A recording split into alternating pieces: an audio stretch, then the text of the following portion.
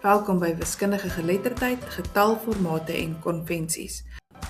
Kom ons kyk eers na 'n syfer. 'n Syfer is 'n numeriese simbool van 0 tot 9 wat gebruik kan word om 'n getal voor te stel.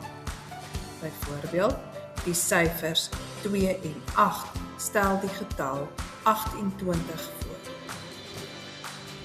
Ons fokus vir hierdie video gaan groot getalle soos miljoene en miljarde wees. Hoe word groot getalle in Suid-Afrika geskryf? Hier sien ons 'n 1, 10, 100 en 'n 1000. Jy sal sien dat honderde en duisende met 'n spasie geskryf word. Dus, as ons kyk na 10.000, 100.000 en miljoen, sal ons nou sien dat daar 'n spasie tussen honderde en duisende en tussen 100.000 en miljoene is. Hier is dus 'n voorbeeld van 'n miljoen. Hoe sal 'n miljard dan lyk? Indien ons nog 3 nulle byvoeg, kry ons 'n miljard.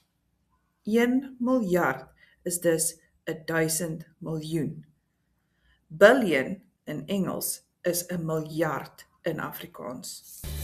Probeer nou self. Skryf die volgende groot getalle in woorde.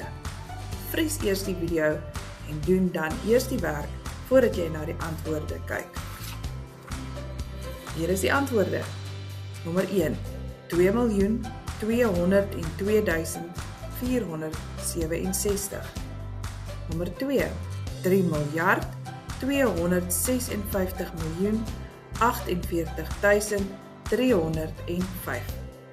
Kyk, jy het dit gedoen.